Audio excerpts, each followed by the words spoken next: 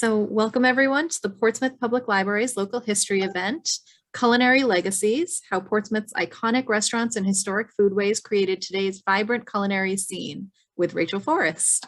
My name is Katie Chakowski, and I'm the Special Collections Librarian, and I am joined tonight by my colleague, Nicole Luongo-Cloutier, who is the Supervisor of Special Collections and Reference. We are presenting from the Portsmouth Public Library in the city of Portsmouth, New Hampshire, which is on the homelands of the Abenaki people who have ongoing cultural and spiritual connections to this area. According to tribal oral tradition, Abenaki people have lived in the place now called New Hampshire for more than 12,000 years, since before tribal memory. The Abenaki are part of a larger group of indigenous people who call themselves Wabanaki, or People of the Dawn, and form one of many communities connected by a common language family. Here at the Portsmouth Public Library, we are committed to acknowledging and honoring the human history tied to this land. Tonight's event will last until 8:30, and we plan to be respectful of your time. If you have any questions during the presentation, please put them in the chat and I will share them with Rachel at the end of the talk. And before we start, there are a few upcoming library programs that might be of interest to you. So tonight's event is part of our local history series, and the next installment of the series will be on Tuesday, October 12th. We're going to be hosting author Carolyn Marvin, along with members of the nonprofit, the Friends of Ruth Blay, who will be sharing the story of Ruth Blay, a Portsmouth woman who was executed by hanging for concealing the birth of her child. This program will be on Zoom, and the event will be added to our calendar very soon, so please be on the lookout for that. And if you are craving an in-person event, we have a socially distanced genealogy workshop coming up this Sunday, the 19th, from 2 to 4 p.m. We're calling it our genealogy meetup, and everyone is welcome. You can ask library staff questions about resources and chat with fellow researchers about your discoveries, brick walls, and breakthroughs. There will be a door prize and some snacks. We ask that you bring your masks and your chairs, and you can register through our library calendar, and I will provide the link for that in the chat. We love hearing from you about what you'd like to see at the library, so we'll share an online event feedback form in the chat. If you fill it out, you'll help the library and you'll be entered to win a Portsmouth Public Library tote bag. The bag has to be picked up in person at the library, so this contest is only open to those who can travel to Portsmouth. And I believe that is it for library news. So I'm going to introduce you to tonight's speaker. We are very excited to have her join us. She's been a huge part of the community for a really long time. And even from afar, she still maintains a presence here in town and has had a positive impact on the local restaurant scene, for which we are very thankful. And here is her quick bio. Let's see. Rachel Forrest is a former restaurant owner who started her career as a food journalist in the Seacoast area in 2002. A former restaurant critic for the Portsmouth Herald, she continues to cover food and restaurant news for Seacoast Media Group and is a freelance food writer for magazines and cookbooks. So Rachel, with that, I will hand it over to you. Thank you so much. Thank you everybody for coming. This is exciting. I am far away, but this gives me a connection to a place I love and know very well, a place I consider my home. So when I get homesick, it's what I consider my home. So I am not an historian, but for the past 20 years, I've been observing Portsmouth's wonderful food scene as a food writer here. And I've noticed quite a few different things over the years about what went into creating what the modern food scene is now. And one of the things that created the food scene is the actual past, New England's past, and also Portsmouth's past. And they're all over the country, we have food regions. The South has its own particular cuisine because of where it is. The Northwest has its own particular scene because of where it is. And for New England, we have part of the scene is made because of the history, and part of it is because of what's available during the season. We have New England foods. We have Johnny cakes, boiled dinner, maple syrup, fish and shellfish. And of course, in Portsmouth, we have Portsmouth orange cake. A lot of these things came from, we call New England foods, but of course, a lot of them came from the Irish immigrants or the British immigrants or the Italian immigrants who came to the area. We also have Native American influences, corn, beans, squash, maple again, dried fruits, dried meat. And those things were also went into the diet of the early settlers. And of course, we also have influences from Black Americans. And I really urge people to watch and to read the book High on the Hog, How African American Cuisine Transformed America by Jessica B. Harris, Dr. Harris, and then also to watch this wonderful series on Netflix, because it goes into how so many of our what we call American foods actually came from African Americans and Black Americans and African Americans who were slaves, even and African Americans in Portsmouth as well. New England food is also comfort food. We have restaurants today that bring that tradition in. Cure is one that I think of all the time. It's a little more high end, but it's also comfort food, and it's rooted in that tradition. And then this new restaurant, which is very interesting, which I have yet to be able to go to, called Puddle Dock, which is down in Strawberry Bank, of course, which is called Modern Colonial. And they have these wonderful dishes like this pot pie made with a cornmeal crust or a Yorkshire pudding. And dishes like this are ones that harken back to our New England roots. I'm so sorry about that. Old New England was a lot about kind of these kind of rustic taverns and breweries and oyster houses. Of course, we have the Frank Jones brewery tradition. And the area was also littered with oyster houses, which were a kind of a working dock. So it was a working man's restaurant. People just came in for their very cheap oysters and slurped them down, the old William Pitt Tavern. And we have that kind of morphing into some of our taverns that we have today. Clipper Tavern, D Street, Stady, Old Ferry Landing, and for oyster houses, the Franklin, and even newer taverns like Dwyer's, which has taken on this kind of cozy, everyman's kind of tavern feel. Now, the way that the past comes into modern cuisine is emphasized in some restaurants more than others. And I have a case study here, which is Moxie.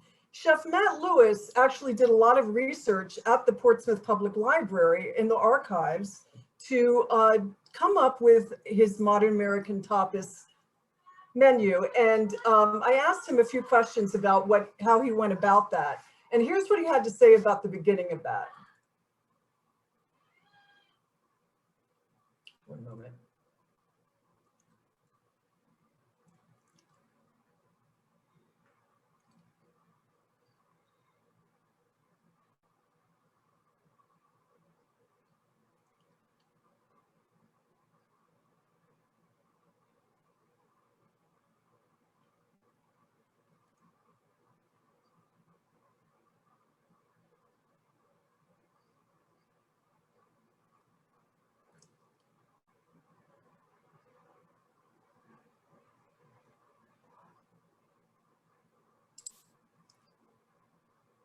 Rachel, is the audio clip playing on your end? Sorry, I don't think we can hear it. Yeah, it is. Oh no. Oh wait, one moment, maybe. You did try it. I know it worked. It worked in the testing phase. Okay. Maybe it was going through your headphones. Oh, Yeah, maybe. that's what happened. Portsmouth, New Hampshire. And one moment. I grew up when we opened Moxie. Yeah. The idea and the reason was I landed on that I wanted to do small plates, tapas style, because I liked that style dining and I liked eating that way. But it didn't feel right, like trying to do that as Spanish, because tapas is traditionally Spanish. Yeah. It's like, well, I'm not Spanish. I'm not well versed in Spanish food. Like, why would I do that? It just didn't feel right. And so then that's where the thought came of, well, we're in New England, we're in Portsmouth, New Hampshire. I grew up here. There's actually a lot of history and stuffs here, so why not use that inspiration, that catalog of ideas and history and products, and then do it in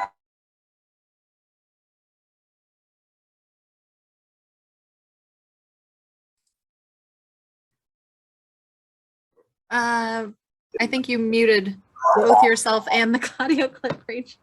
really kind of started getting legs. Because up until that point, I was like, okay, I want to open my own restaurant, but I don't know, what does that mean? Like, what am I going to do? And it wasn't until that train of thought really set in that it was like, okay, now I have that cohesive purpose to stem everything back to.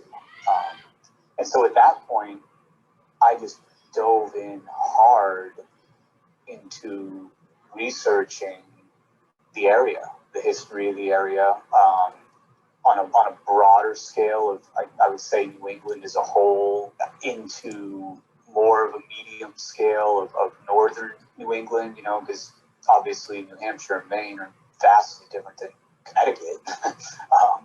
And then even on a more micro-centric level of Portsmouth.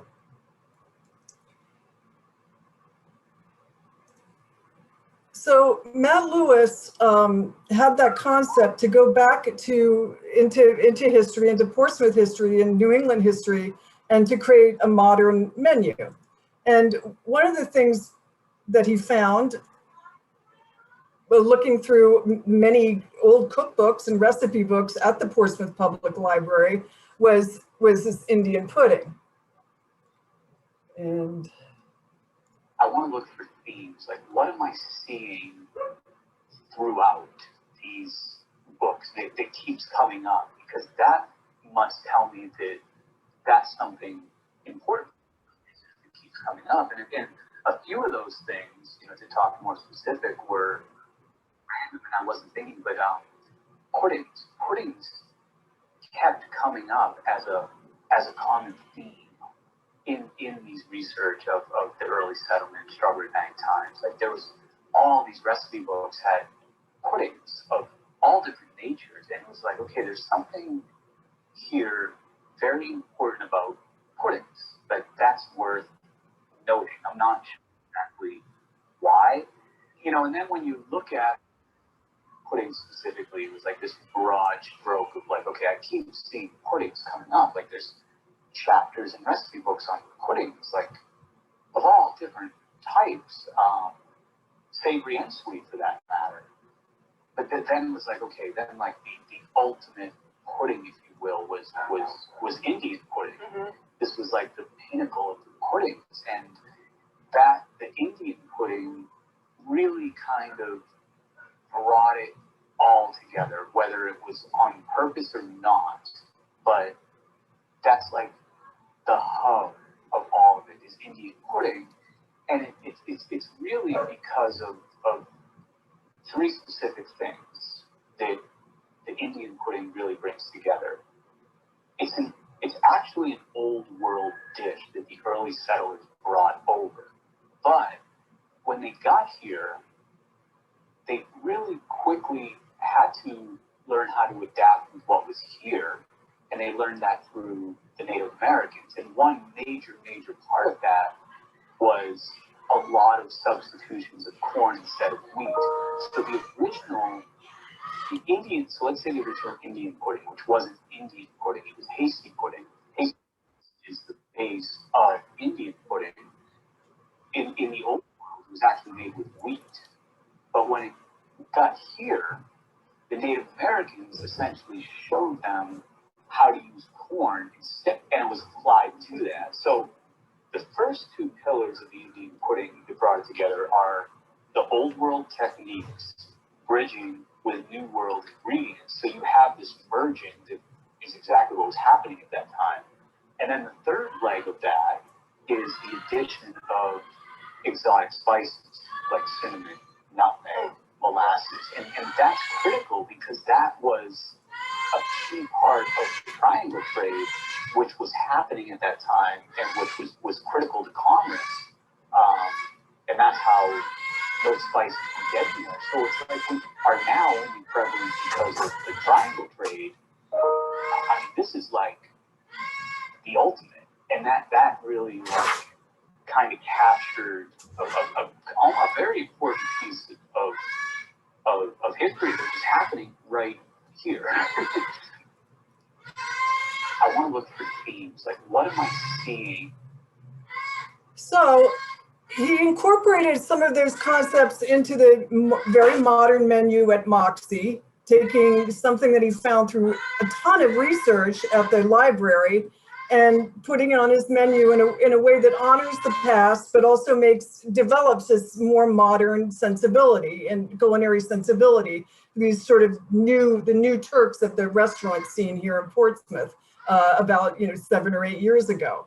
Some of the other dishes that he had were this boiled dinner, which is like the classic boiled dinner, but here you sort of wrap everything up into a leaf and put the sauce on it and put your pickles on it. The Johnny Cake community, very similar.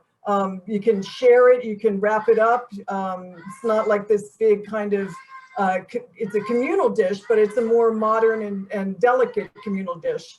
And then there's also the Red Dogs, where he did a lot more research at the library and at the Athenaeum, and found a rich history of pickling, which turns out to be a very old method of cooking, and which is now, of course, something that's very modern. It's trendy. It's harkening back to our artisanal way of preserving and way of and foraging and way of gathering seasonal foods. He also opened. Another good example is that he also opened Franklin Oyster House, and which had always been an oyster house, which is a nod to the old oyster houses that were dotted the waterfront here. So just another sort of harkening back to what Portsmouth was like back then.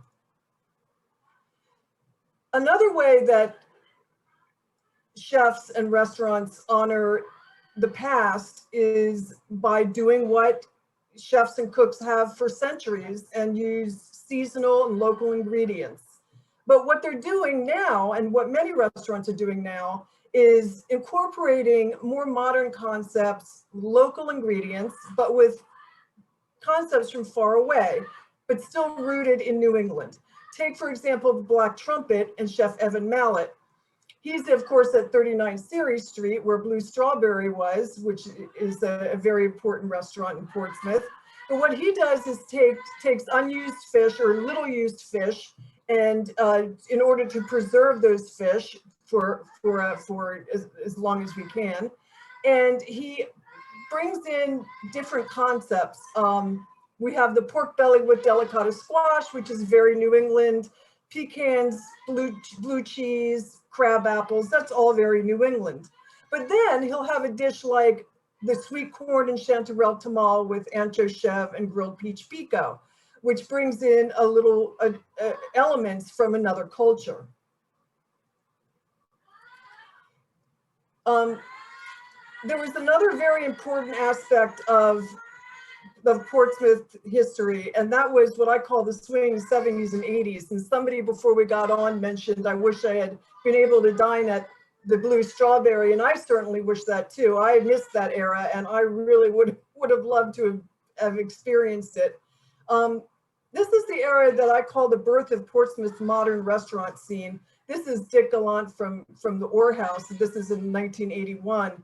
But what everyone talks about, of course, is the Blue Strawbery, which is at 39 Surrey Street. Chef James Haller has a lot of books out, but he will have a book out very soon called At the End of Surrey Street, A Chef's Salute to Portsmouth, New Hampshire. And that book will be out very shortly. And I had a chance to read it beforehand. And he does sort of bemoan the rise of gentrification in Portsmouth, but each chapter has some really pithy cool story about what went on during the 70s and 80s. So I do hope you pick it up. What I did for this section is to talk to my friend Michelle DuVall, who's a chef and sommelier. She opened the Oracle House and restaurant in Marcy Street in 1981. And she was the chef who offered the first market menu for a full service dinner menu on the Seacoast. And then she later went on to own the Cape Nettic Inn. Now, I asked her what the scene was like when back then. What are the Portsmouth and area restaurants in the past that you felt helped create the food scene as we know it today? And she said, the earliest restaurants that opened in the 70s along Bow, Market, Ceres, and State Streets were the first to portend the food scene that we have today. The trolley stop, a richly decorated hole in the wall with the tagline, a gourmet restaurant, was in the space where Poco's Bar is, preceding most of the new restaurants by a few years. There was also L'Auberge, a classic French restaurant on Bridge Street. It was taking no shortcuts and making everything from scratch, while serving items like white asparagus and escargot and tableside steak tartare. And there were all these local continental restaurants laid down a high standard of fresh food and international wine lists. It was transferred to the new American cuisine restaurants that began to appear around that time. Like the Blue Strawbery was already thriving when Orr House, Dolphin Striker, and Cafe Petronella opened in the mid-70s. And they all offered their own versions of contemporary New England menu. She really pointed out one of her favorites, which was Clarence's Chowder House, which is right above the Blue Strawbery. And James Haller mentions that in his new book on Market Street. It was owned and run by Mary Jane Moulton, who was a very early adopter of a daily changing menu, fusing this French technique to local everyday items and using uncommon products like leeks and fresh made bone stocks in her chowder and soups, which is definitely a precursor of what we have today. It was a highly praised white tablecloth Matthew Marsh house on State Street. It was sort of like the best of both worlds with classic European and Yankee dishes prepared with care and respect and served in this familiar row house setting. And then she also noted the role of the Isaac Dow Steakhouse in Newington, which was in this architecturally significant federal house as a big part of Portsmouth's dining landscape, as well as Joan Harlow's Loaf and Ladle in Exeter, although we're talking a lot more about Portsmouth here. It was one lone wolf serving like whole food all week long in a creative brunch menu with Chef Robbie Sugarman, who was the first CIA trained chef working on the Seacoast. And this was all pre-1980. And it's sort of, she notes all of those restaurants that sort of paved the way for her to open the Oracle House on Marcy Street in 1981 with that first market menu for first service dinner menu on the Seacoast. And then when talking about region, she mentioned to me that the survival of the human species has always been dependent on storytelling. And she noted that each generation passes stories on, and it's keeping important information alive. So the chefs of the 70s and 80s were telling a story. If you're a serious student of flavor working in New England, you can't not be influenced by local traditions. She is a chef that believes in only seasonal, fresh food, local, and automatically that all becomes part of the philosophy. This is the oldest part of the country with a bounty of products from the sea, the forests and farms. And she mentioned that she finds the region's long culinary history to be a well of inspiration that she dips into. And like us, many of us, she's quite a history geek. Moment. So those are some things she had to say about the scene back then. Now, in James Haller's book, he does talk about the gentrification and how so many of our restaurants have been lost.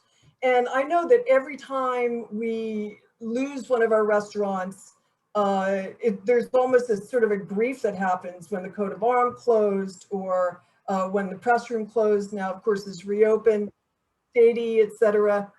Things aren't the same. The places that we like to hang out are no longer there. We can't sit at the bar. But our restaurateurs do honor our beloved iconic restaurants in a couple of different ways. Because it's such a tight-knit community, we we like to keep some of those same elements. Some of the restaurants that are still here that haven't changed really are Old Ferry Landing. The Aura House hasn't really changed all that much. They get updated. The library is very much the same. You know, there are some updates. The wine list is jazzed up, that kind of thing. You have more craft cocktails. Series Bakery, while it moved, spaces quite a while ago, it's still pretty much the same way it always was, with the same owners. And then of course we have Gillies, which also had moved, and places like Moe's as well. So we do have remaining restaurants, but we do have restaurants that are completely gone, like the Coat of Arms, like the Striker, Spring Hill Tavern, which recently closed. We don't know what's going to become of that. And then Savario's. Now, Savario's is sort of kept alive through new restaurants like Luigi's in the North End, and I'm sorry, the West End, which kind of honors that old school pizza parlor. So how are these restaurateurs who have moved into the old spaces kept the past alive? One is through the elements of design, and another way is through familiar faces. Some of the restaurants that have adapted, this Stady had to close down and it moved, but you still have that kind of Stady feel because some of the same people are there. The Rusty Hammer has changed hands, but it's still kind of a cool pub where you still have some of the same people. And then you have places like Rudys. The Metro, Sam Jarvis is the Metro, became Rudys. But Sam Jarvis, and I had many discussions with him about this before Rudys opened. Sam Jarvis made sure to sell Rudys to someone who knew he would take on mostly his, not just the food, but mostly his sensibility about hospitality. The same bar is there. It still has the jazz on the piano, that kind of thing.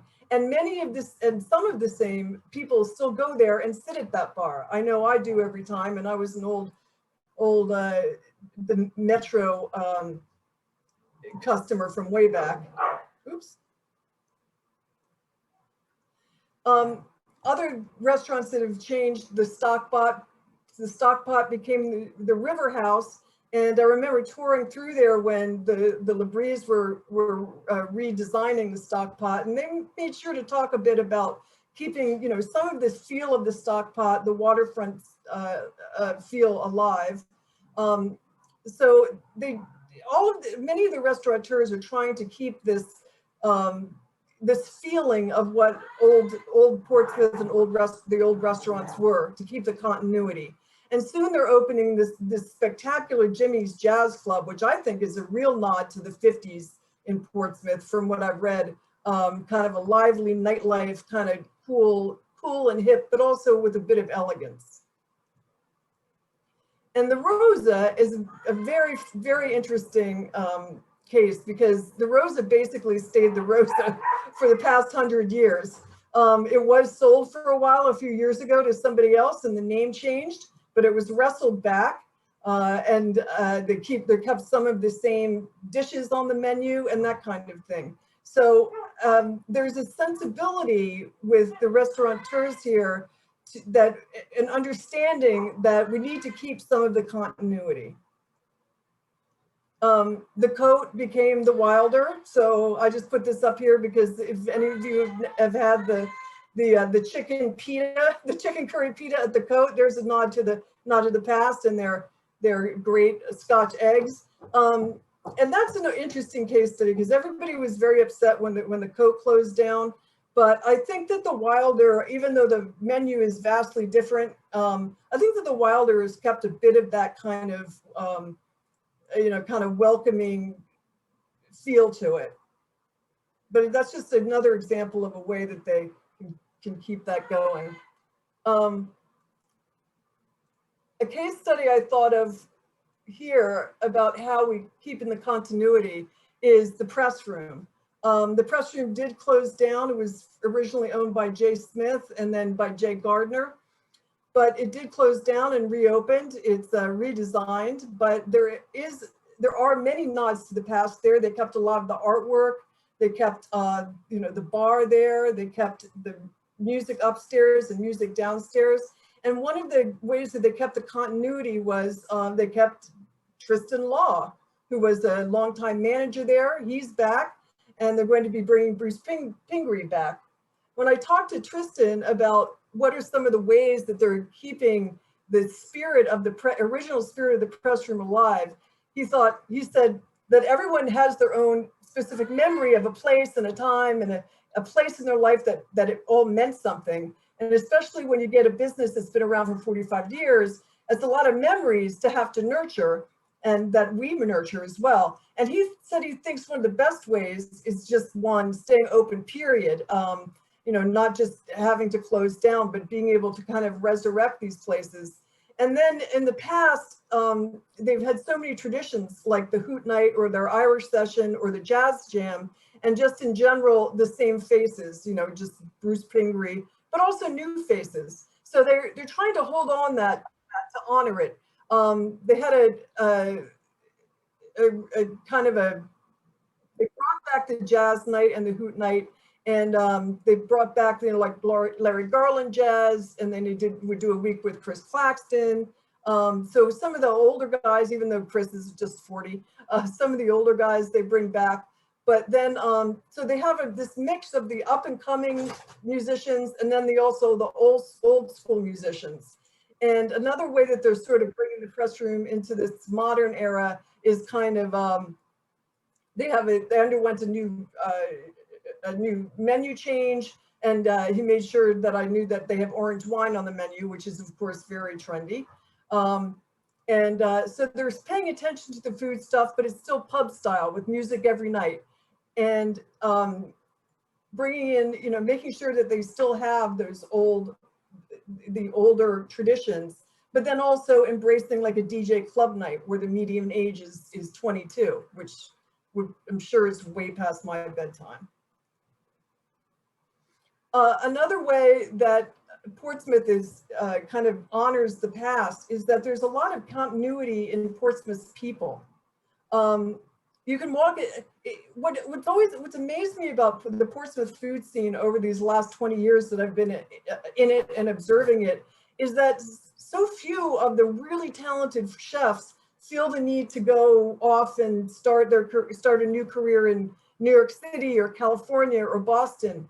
They really want to make sure that Portsmouth scene is as fine as it can be, and they want to be a part of the community. And I think of some of these people that are always around, and you kind of you feel like if one place closed, they're going to pop up in another place. I think of Mark Siegel, who was at Peche Blue, who then went to the 100 Club, and now he's opened Gravy in now he's opened his restaurant Gravy, which is a far cry from the 100 Club. Jillian Round, who's been at many of Jay McSherry's restaurants, is now at Moxie. The bartender Nick at Cafe Mediterraneo, who used to be at the Rosa. Ben Hasty, who was at the Dunaway, who is now at the Atlantic Grill. John Plaza, the bartender at Black Trumpet. People like Massimo, always there. John Akar at Cava. You walk into these places and they're familiar faces, and remembering people like Marge at the Rosa. Another way that Portsmouth's food scene has changed, but still kind of honors the immigrant community, is that it's a world of flavors and cultures now. We have Greek, we have Jamaican, we have Chinese, French, Vietnamese.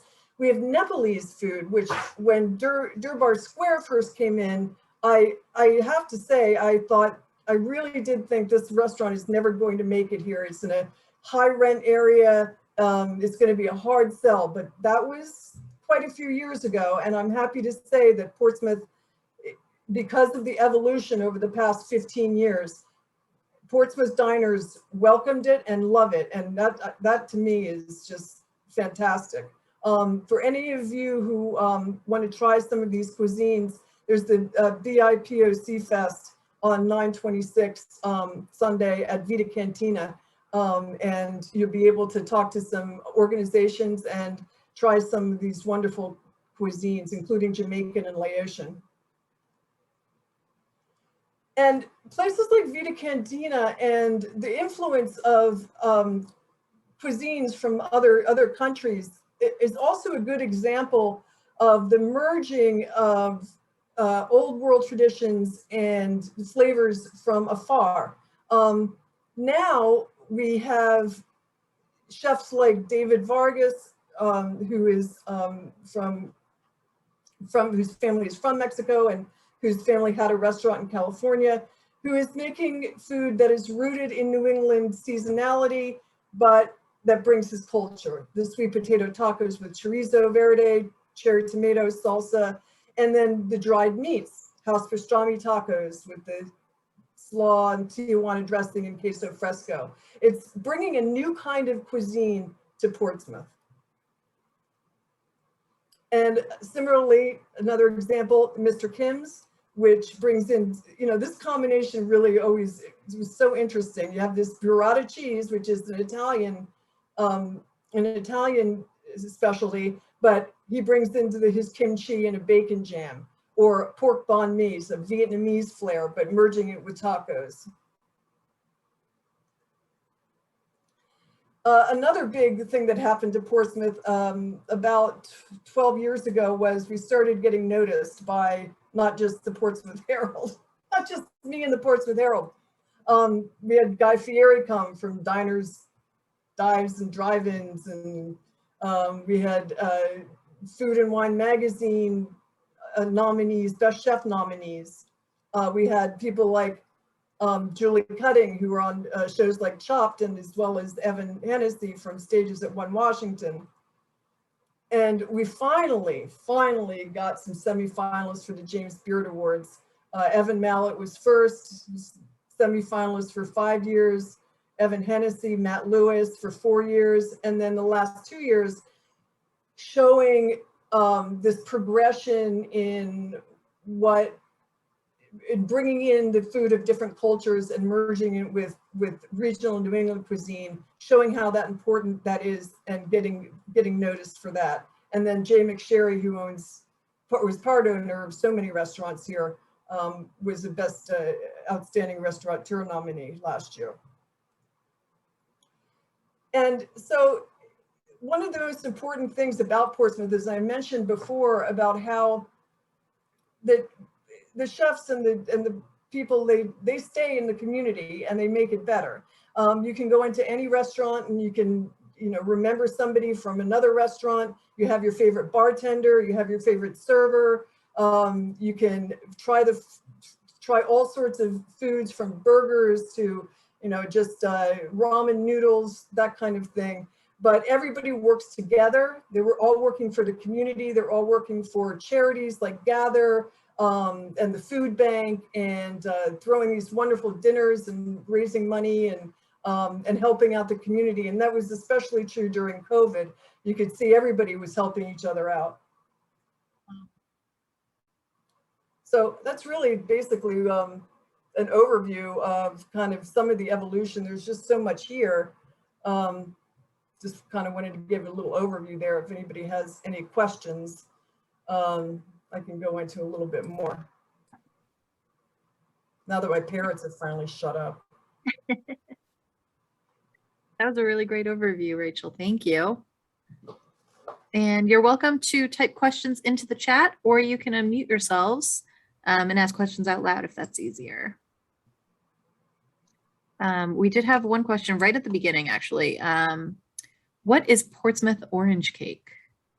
Oh, yeah, it's this very strange thing. It was actually came over from and you can get it like at popovers, for example. They'll have it, and it's really an orange layer cake, and it came from England because, of course, we didn't have it. Came from England during the colonial times, because obviously we didn't have oranges here, but it did come over from England.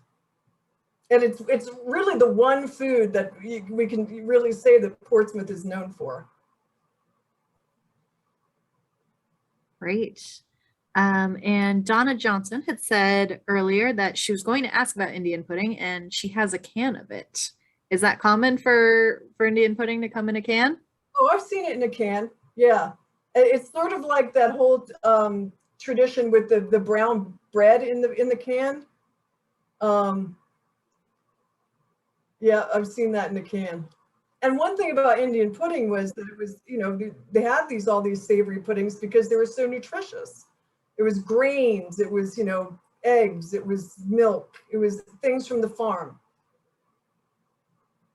Great. We were talking about brown bread in a can today at work here at the library because the B&M factory up in Portland was sold or is possibly being torn down. I'm not really sure, which is very sad. But Jody wants to know, where is James Holler now? James Haller lives I think he's living in South Berwick, but he's got this new book coming out. And I think it's going to be out at the end of this month. And I know J. Dennis Robinson already called dibs on doing the first article about it, but I did get to read it. And it is just, I mean, the book will really make you make me, because I wasn't there, but wish you were around during those times. Because it really is what made the scene, and all of the chefs, especially Evan Mallett, chefs like Evan Mallett, really do always give a nod to what he did for the community. You know, Blue Strawbery, I don't know if anybody here doesn't know what the Blue Strawbery was, but he would just serve one meal a night, and it was, you know, whatever was in season, and it sort of really started the way that chefs cook now in restaurants. What is available, what's coming off the boat, what's coming out of the ground. I have a quick question. I grew up in Portsmouth and I'm 70 years old now. So I did eat it, the Blue Strawberry. So, and it was very good. I remember it as a 20-something, and my husband, we were just married. We went there for like a special occasion or something, but it was really good. But my question is, before the trolley stop was sort of the first place that became well known, you know, at the same time as the Blue Strawberry. Those were the first two big, like, continental or whatever, European, whatever we called it at the time, restaurants, you know, the fancy restaurants, I guess I would say. But what about all the lunch counters we used to have in Portsmouth? I know it was before your time, but they had to have, I know where, what's it, right in the center there on Market Square, Cafe, well, it used to be Cafe Brioche. I mean, they sort of replaced that, but we used to have all kinds of soda fountains and lunch counters and all that sort of stuff. And it was more like the working man's place to go. They seem to have disappeared. It's like no one that's come in has tried to emulate something like that. You know what I'm saying? Or update that type of situation. Yeah, that would be interesting. I know there are a couple like that up in the Portland area. But, you know, that kind of old, like the Jarvis. Right, yeah. Yeah, I ate there plenty of times too as a kid. That was an old soda fountain, you know, and it was the precursor to, you know, eventually became the Jarvis Tea Room and that kind of thing. But well, yeah, before the tea room, people used to go in there because that was the only place, because all the buses came together there.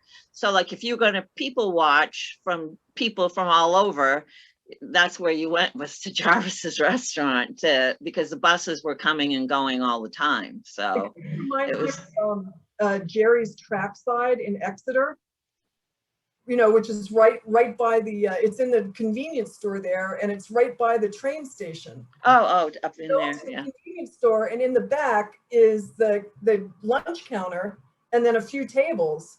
But you know, those are so few and far between now. Right. You know, that old, you know, not necessarily one of those diners that has been like Roger's Red Liner Diner, which used to be was an old vintage diner, right. But they've all been kind of revamped. You know, right. Jerry's Trackside is kind of still like place where you go and, you know, say hi to the mailman, you know, you just. Right. Where, there's nothing like that though, sort of going across the country where you're a foodie person. There are, you know, in another part of the country where people might be reviving that kind of, you know, even if it was just sandwiches and mashed potatoes, you know what I mean? So, Yeah, well, it's kind of when you think about, I don't know, the Friendly Toast came to mind, but that's a little bit different. That's a right. little more creative food. Yeah. Roundabout maybe, but that's kind of big. It's not quite Right. as what you're thinking. But you Yeah. find the pockets of it here and there across the country. But you know, now of course, now I'm thinking. Yeah. Now I'm going to go look. I'm going to be spending days looking for, you know, the kind of more authentic, you know, old style. Right. Well, I won't take up any more time, but my last question is, I noticed in the last 5 or 6 years along the East Coast, Maine and down through, the big thing was to, you know, buy out old gas stations and turn them into some sort of a coffee house type thing. So, but that never really took off either. I mean, we had one in Portsmouth, for about a year there, Yeah. down by the Rosa before they tore down the gas station and put Oh in. yeah, that was Michelle Lozaway's and Josh Lanahan's. Yeah. Oh yeah. But like what we do have are these kind of little places like Little Lebanon to Go, or places like that you know, there's places you'll kind of stumble across, like, wait a minute, here's this great Lebanese restaurant in a gas station. Right. Yeah. That kind of thing. We still have some of those. Right. Well, thank you. Yeah.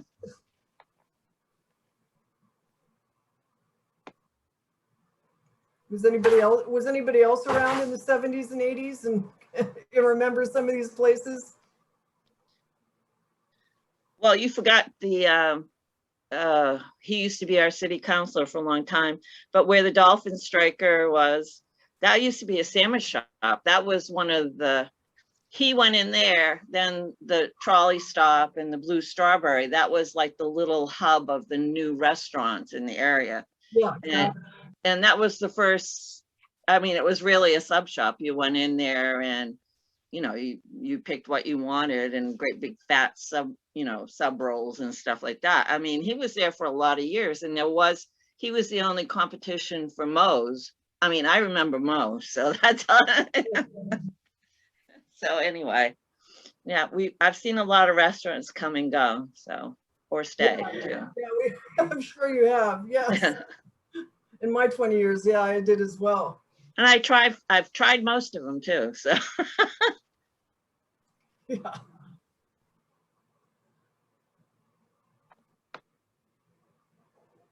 More questions? I have a couple comments. Donna mentioned Yokin's, and Peter mentioned Emilios. Emilios, yes. There's so many.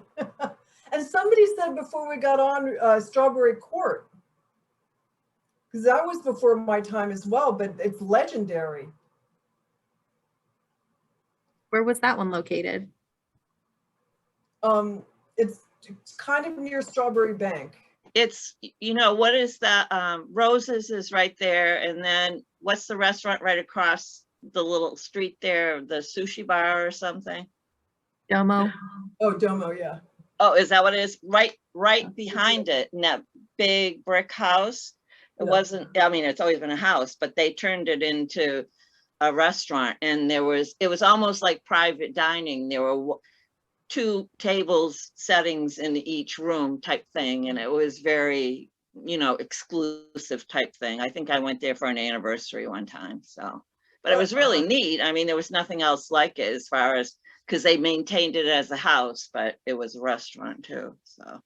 A little bit like the Wellington Room, where when Matthew Charlotte and his owned it, you know, kind of up in a small, like you're like in the living room. Right, yeah, that they turned them all in. Yeah. It's cool. But it's all very exciting. Other questions? or comments or restaurants to reminisce about?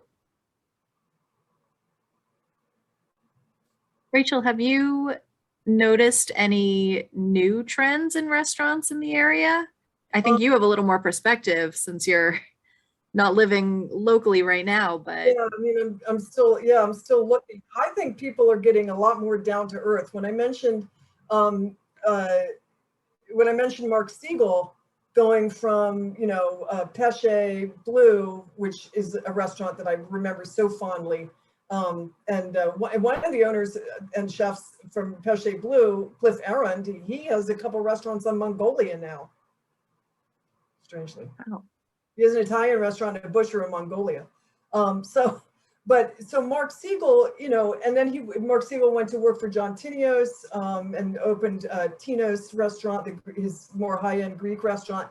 But now he's got this gravy place, where you can go get, burgers with gravy and, chicken fried steak with gravy and poutine and all that great stuff.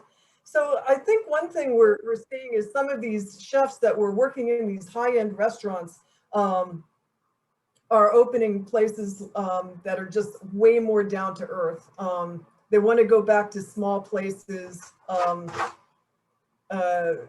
mean, even, like Vita Cantina is pretty down to earth. And David Vargas used to be a chef at Arrow's restaurant, for example.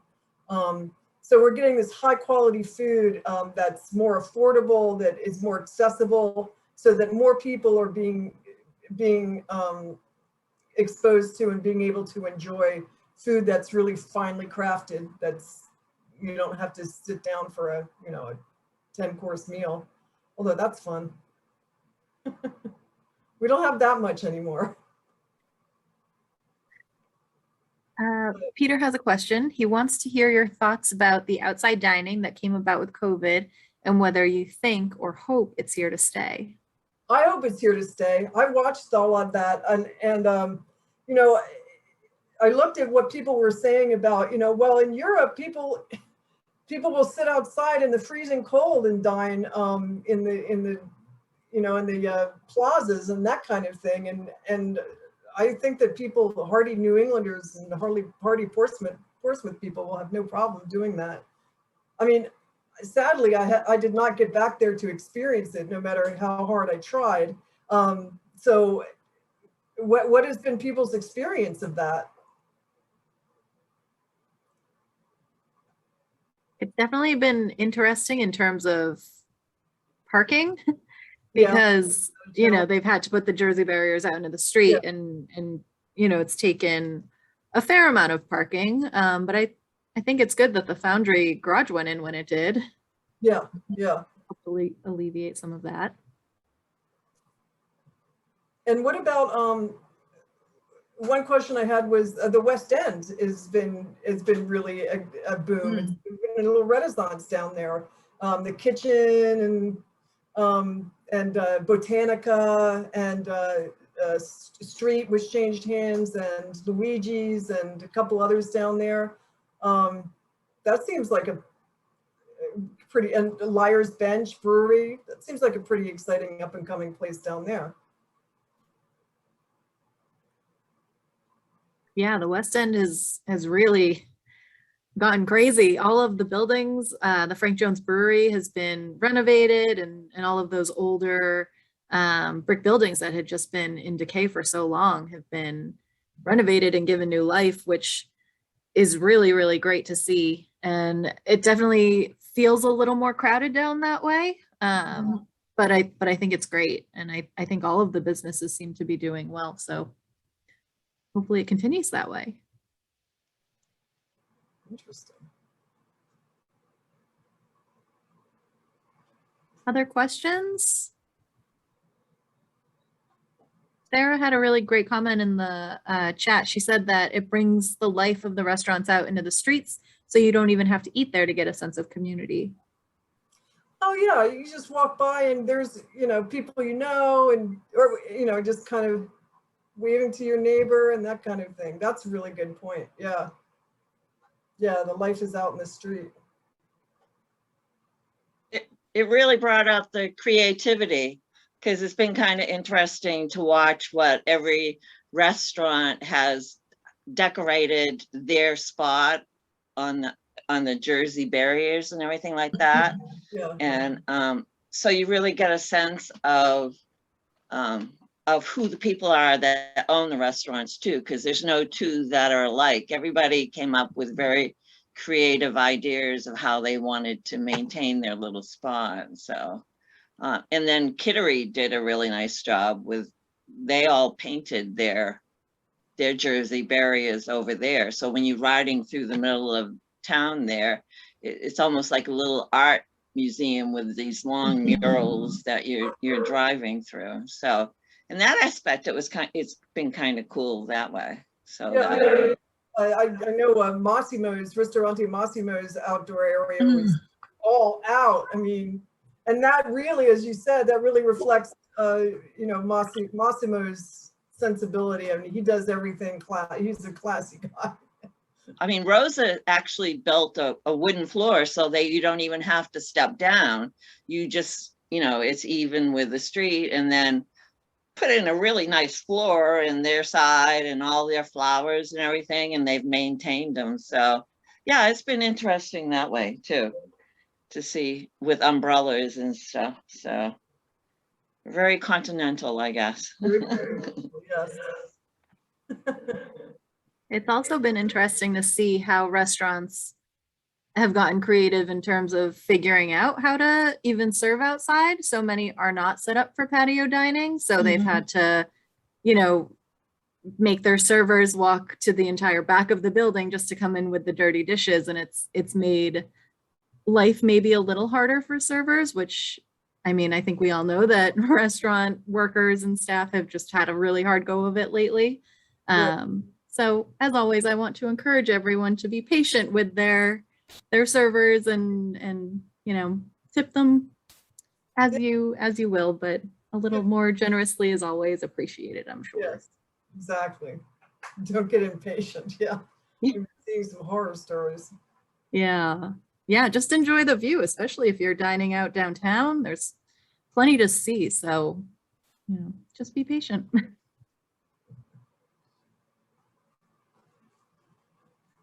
Other questions, comments?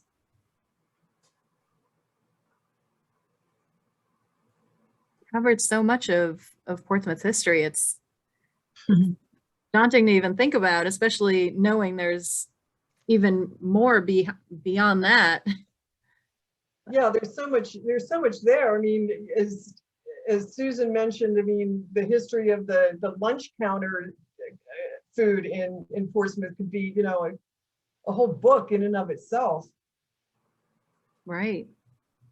Rachel, what do you think about the food truck movement? Oh, I've been waiting for that to take off for years. I know. I don't understand. I don't either. I know. We have the food truck pod over in Kittery, and then up, is it a Gunquit that has Wells. Wells, yeah. Wells has the after dark, yeah. Yeah. And I that's, don't understand why it just never took off. it seems like the restrictions of where they can park and where they can be is such a hurdle that something to think about in the city, I think. Yeah, but they've been working on it for years and years. Yeah. Oh no, I've been writing about it for years. And Yeah. I don't understand how they can't crack it.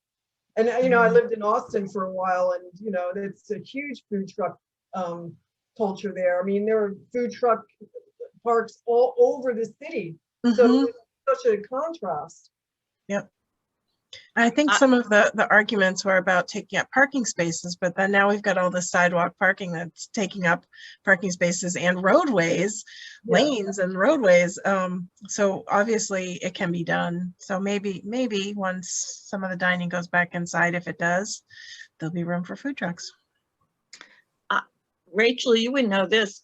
There's a pretty strong coalition of restaurateurs, and I always thought it didn't happen downtown, or there's really no good place for people to park in their trucks. But I always thought there was a level of, no, we don't really want them here because it's just going to intrude on our space and our customers and that, or increase the competition because that is the argument that I heard. Yeah.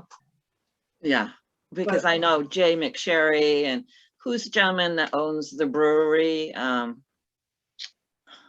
Peter Eggleston. Who? Peter Eggleston. Yeah, well, one of those guys from down, I mean, they're pretty influential around town as far as, you know, supporting all the local restaurants. So trying to get in from the outside, I don't think it's a very easy thing here in this town anyway. So, I mean, we used to have plenty of them at events, but you don't even see them at events anymore. Well, we haven't had any because of COVID, but yeah, well, which could be part of it too. You know, are there many people out and about with COVID? So, I mean, they have to have so many customers per day to be viable. So, yeah, that's right. For the time being, yeah, it might not be viable. Right. It's never easy. No, always a challenge. I just want to remind everyone that if you are interested in researching the history of any restaurants, you can always stop into the Portsmouth Public Library Special Collections Room. We do have files on many of the businesses in town, and we can always help you research through some of the books in our collection. So we're on the second floor, and we are open all of the same hours as the library, which is a lot of hours, all of our full hours. We're back to being open, so please stop in anytime. Are there any other questions? Okay, well, I want to thank everyone for coming out tonight and joining us on tonight's Zoom call. And yeah, please join us again. We have more local history programs, one a month. And yeah, we appreciate anytime you join us. So thank you all. And thank you especially to Rachel for the amazing talk and answering all of our questions and reminiscing. Yeah, Thank you, Rachel. I'm really homesick. Thank you. And thank you, Katie, for moderating. Great job, everyone. Bye. Bye, everyone. Have a good night.